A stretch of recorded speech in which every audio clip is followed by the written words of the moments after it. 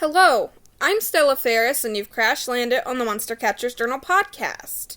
And I hope you enjoy the story that I tell today about a glyph called Dirtbe. I should have known something was wrong the moment I saw the town sign. Willow Glen population pending cleanup. Someone had scribbled the last part in thick brown sludge, and it dripped off the wooden board like it was alive. And, well, it was, I guess.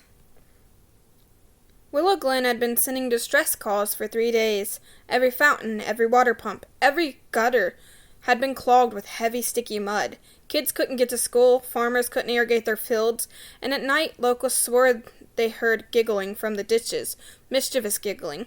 So naturally, I packed up my gear and headed straight for the mess.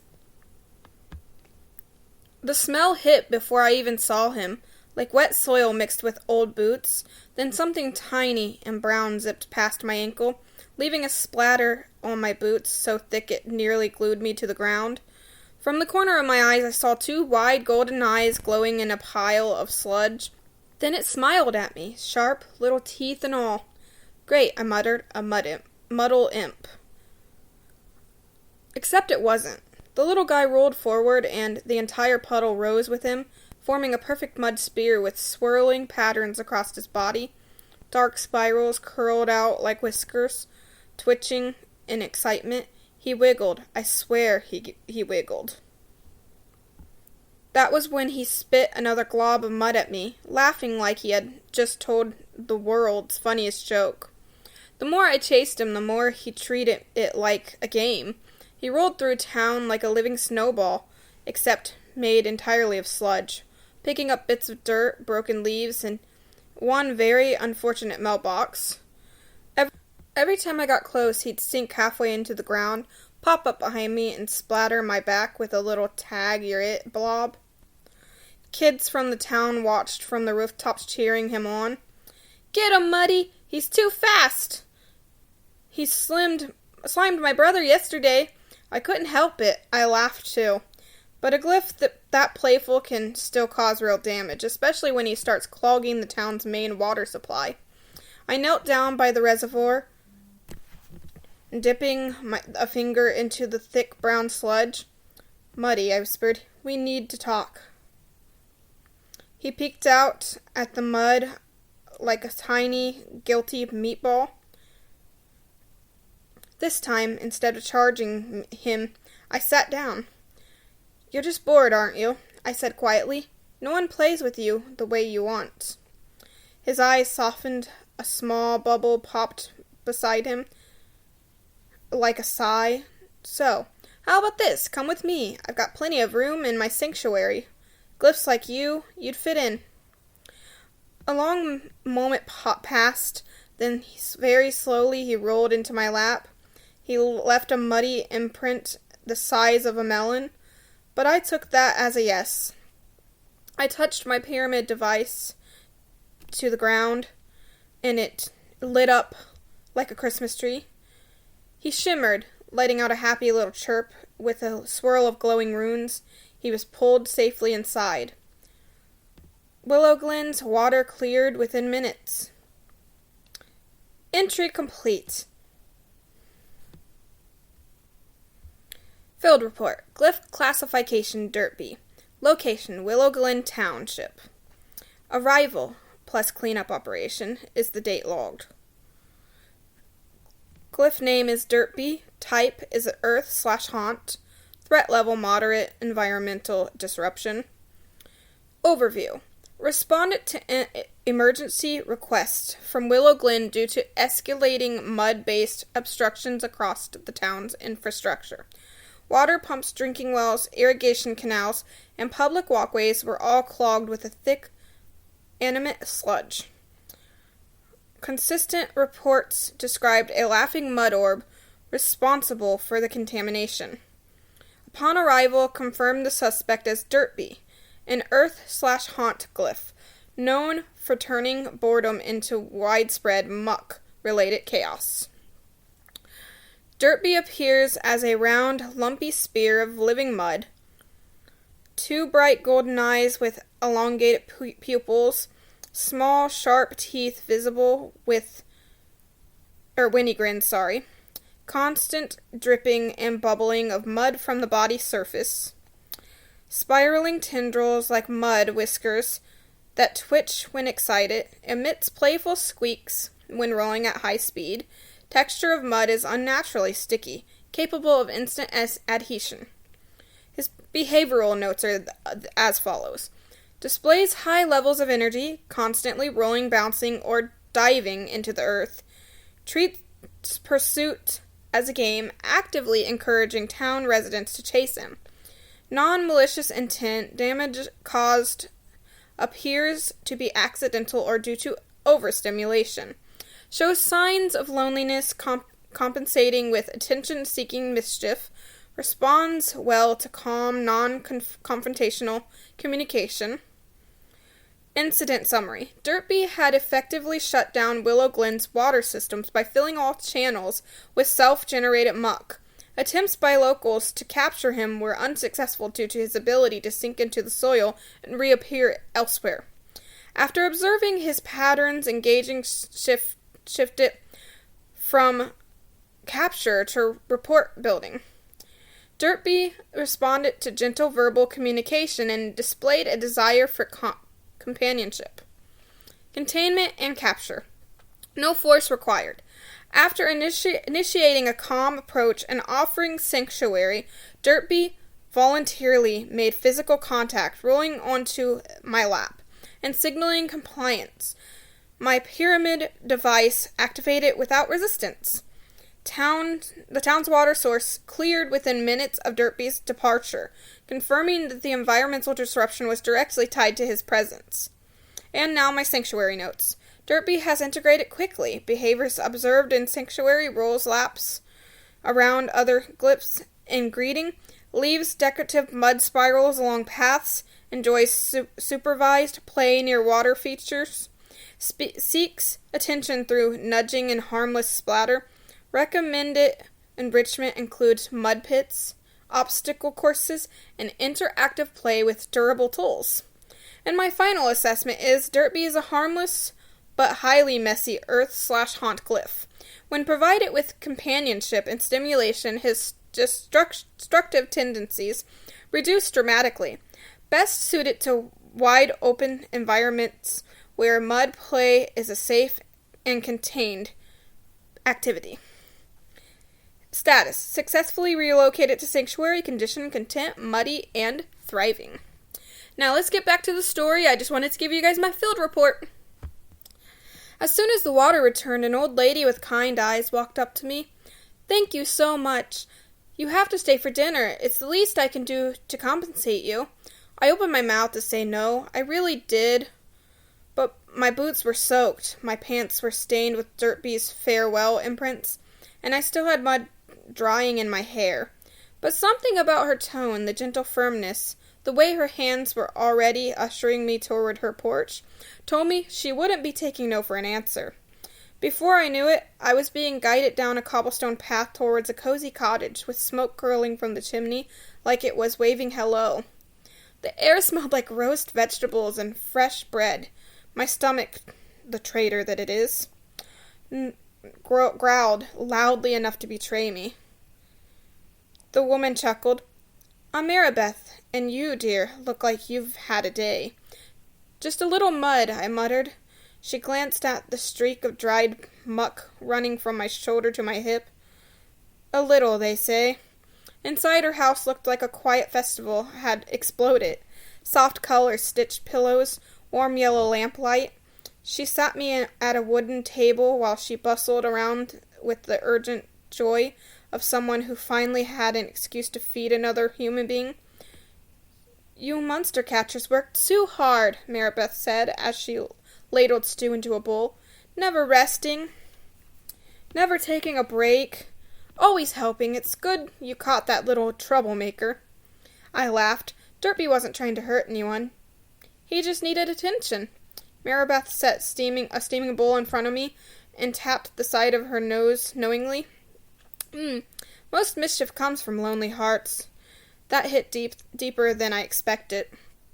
As I ate the comfort food, so perfect, I nearly cried. She told me stories about the town, about how the kids had been making bets on who Dirtbe would hit next, about how the mayor nearly slipped into the mud pit while chasing him. By the time the dessert appeared, apple crisp, homemade dangerously good, I realized something. This wasn't repayment.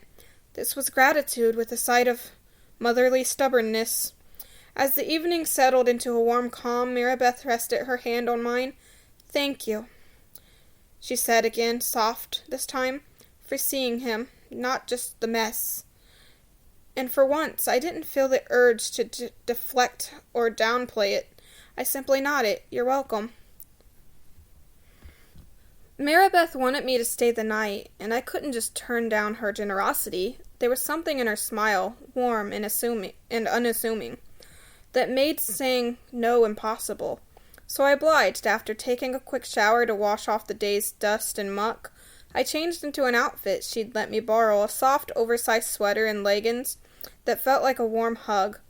Dirtbe, of course, seemed fascinated by the rustle of fabric, tilted his muddy little head, and let out a small, satisfied gurgle, as if approving of my choice. We settled into her living room, the air heavy with the comforting smell of vanilla and something earthy. Probably Dirtbe, but somehow it fit perfectly. Marabeth pulled out a stack of board games, and we spent the next few hours laughing and teasing each other as we moved pieces across the board, each victory and defeat met with dramatic groans or cheers. Dirtbe had wandered over to the carpet, by then forming a little mound of mud, and watching our every move, occasionally letting out a soft, contented squelch. I found myself glancing down at him more than once, marveling at how something so small and seemingly simple could be so alive with personality. And something in me wondered why Marabeth had allowed me to let him out of his containment pyramid.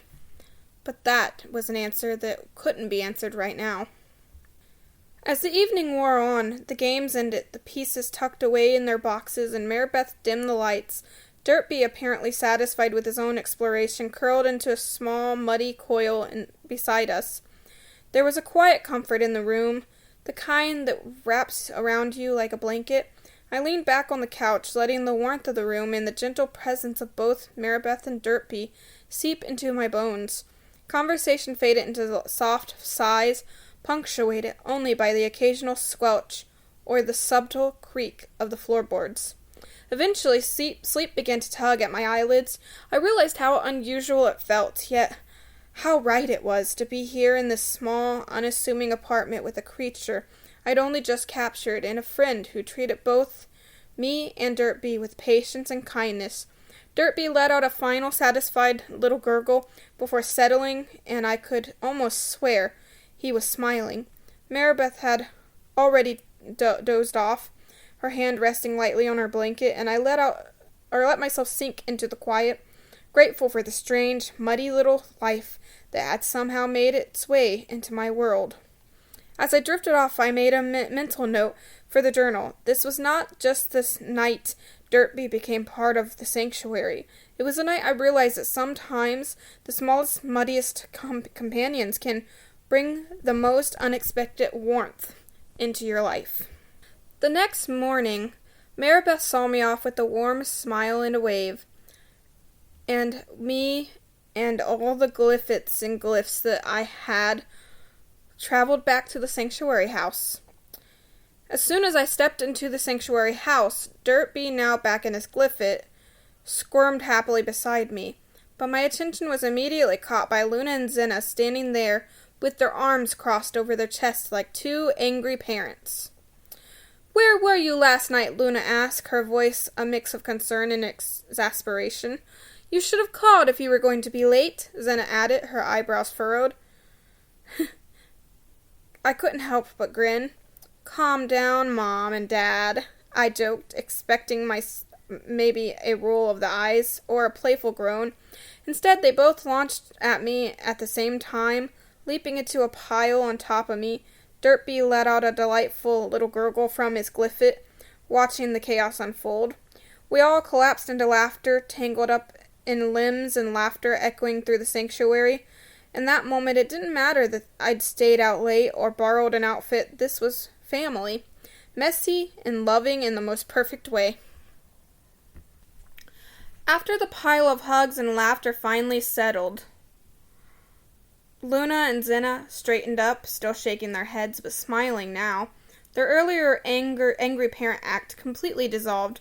I could feel Dirtbe shifting slightly in his Glyphid, his little muddy form squirming as if he were trying to process the chaos. I gave the shell a gentle nudge with my foot. His soft gurgle made me grin. He seemed entertained, or at least curious about the strange ritual humans called family mourning drama.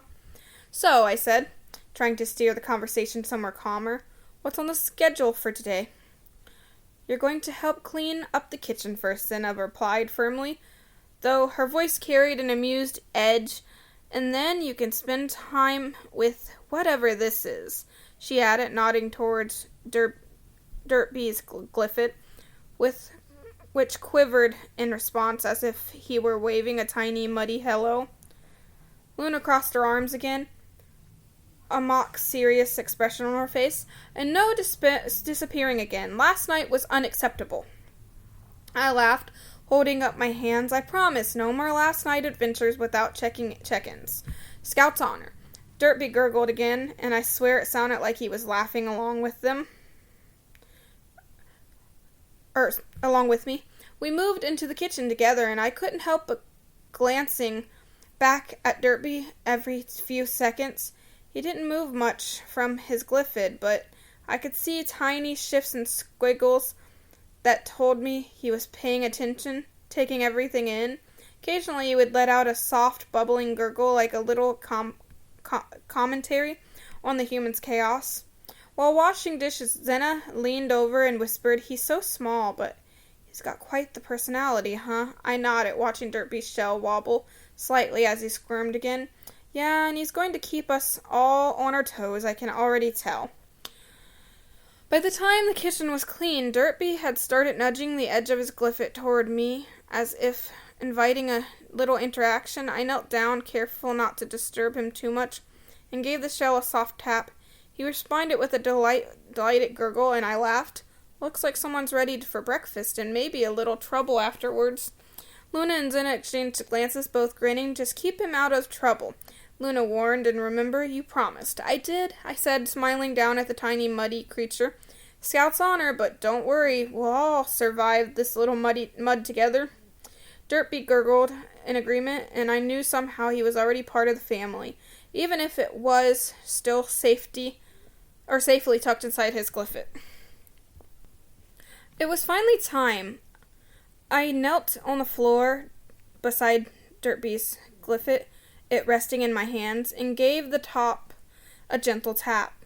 His little muddy form squirmed inside, almost vibrating with excitement. Today, he would see the sanctuary beyond the walls of his Glyphid for the very first time. "Wait," Luna said, stepping forward with her arms crossed. Zena was right behind her, matching her expression exactly. "Absolutely not," Luna declared. "He's messy. Look at what happened yesterday. Mud trails everywhere. He needs to stay fenced in until we know what he's capable of." Zena nodded firmly. I agreed. Sanctuary or not, there are rules, and muddy rules are rules too. I sighed, trying not to grin too widely despite my excitement. "Come on, he's small. He won't destroy anything, I promise. Besides, he needs room to stretch and explore. That's what the sanctuary is for, freedom." "Freedom does not mean a mud apocalypse," Luna muttered, her voice half serious, half amused. Dirtbe let out a small gurgle from inside the Glyphid, which I chose to interpret as enthusiastic agreement with me. Sadly, the button did not work, so it didn't let him out anyways, but I carefully set the shell down, letting it wobble slightly on the floor. He pressed against the walls from the inside, squirming and shifting as if he was trying to tell them I can be trusted. Zena knelt down, inspecting the Glyphid closely. "Look at him," she said, poking lightly at the shell. "He's adorable, sure, but if he gets outside, there's no telling how many trails he'll leave. Floors, furniture, walls, maybe." I couldn't help laughing, and that's exactly why we have mop duty and floor wax. Dirtbe isn't going to wreak havoc permanently. He's careful. Look how he's watching me. I tapped the side of the Glyphid again, and Dirtbe gurgled loudly, vibrating with excitement. Luna groaned dramatically, leaning back against the wall. "Fine," she said, after a pause, "but only if you promise he stays under your supervision for the entire time. If one single muddy footprint touches the wrong spot, we'll repaint the whole sanctuary," I teased, grinning. They both glared at me, but there was laughter lurking beneath it. Carefully, I pressed the button at the top of the Glyphid and placed Dirtbe in a small clearing near the entrance of the sanctuary, letting him feel the grass and dirt beneath him for the first time. Even if he was still safely encased, he squirmed eagerly, nudging against the shell as if urging me to let him explore. "I promised," I said, crouching down to meet Luna and Zena's eyes. "I'll watch him, every squirm, every gurgle, every muddy little step. He's safe with me." They exchanged glances, muttered to each other, but finally Luna exhaled. "Fine, but don't say we didn't warn you," she said. Zena added, "And mop's ready, just in case." I laughed and gave Dirtbe a soft pat. "All right, little guy," I said. "Welcome to your sanctuary. Go on, explore." The Glyphid wobbled and shifted again, vibrating with eager energy. Even inside his muddy shell, it was clear. Dirtbe was thrilled, and somehow, despite Luna and Zena's protest, I knew this was exactly where he was meant to be. Dirtbe was finally loose. No encasing, no Glyphid. Completely loose. I watched as he wobbled slightly before he began to carefully push himself forward, testing the space behind the small fence that now marked his new playground. He squirmed, gurgled, and shifted, every movement sending tiny ripples across the muddy shell. Even though he was still contained in a way, it was the first real taste of freedom he'd had in the sanctuary. Luna and Zena hovered nearby, arms crossed and ice sharp. "I can't believe you're letting him do this," Luna muttered, her voice equal parts exasperation and awe. "I know, right?" Zena added. "One minute he's a harmless little mound, and the next he's a mud tornado waiting to happen." I crouched closer to the fence, grinning. "Relax, Dirtbe knows he's being watched. He's careful, mostly." I nudged the glyph gently, and Dirtbe responded with a gurgle that sounded suspiciously like a tiny cheer. He began to explore, inching along the edge of the fence, poking at the grass and dirt, and leaving small, squishy trails behind him. I couldn't help laughing as I noticed how particular he was about where he placed himself, careful not to topple over, testing the limits of the small area with a cautious enthusiasm of a true mud. "See?" I said, pointing. "He's perfectly fine." Luna gave me a dubious look. "Fine. For now, but one wrong squirm, like I said. One muddy misstep, like I said. You'll regret it." Dirtbe, of course, ignored all human warnings, squirming faster along the edge of the fence and letting out an excited gurgle. He had discovered a small patch of particularly soft dirt, and I could see him squirming more energetically than ever, as if he were testing gravity itself. Zena groaned. "Oh no, not the mud patch." "I told you, mop's ready," I teased. "But look at him. He's happy. That's what matters."